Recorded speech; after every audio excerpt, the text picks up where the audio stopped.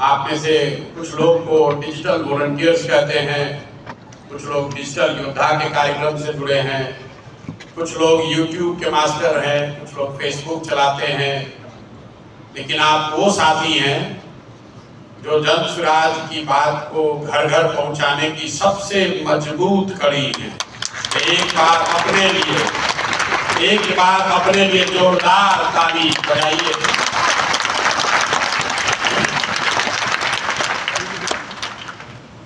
आप सुनते हैं कि आजकल सोशल मीडिया का बड़ा प्रभाव है।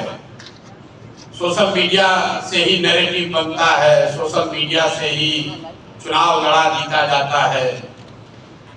कुछ लोग जो सोशल मीडिया के बहुत बड़े बड़े विशेषज्ञ होने का दावा करते हैं, आजकल खासकर यहाँ पर भाजपा से जुड़े हुए कुछ साथी भी बैठे होंगे। मीडिया बताती है कि इनको सोशल मीडिया का बड़ा ज्ञान है। यही लोग हैं जो देश में फेसबुक शुरू किए, यही लोग हैं जो देश में सोशल मीडिया का इस्तेमाल किए।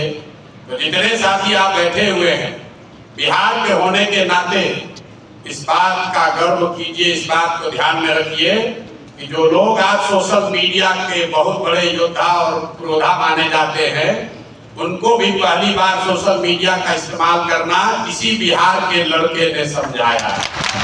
ये बिहार के लड़कों की ताकत है, आपकी ताकत है।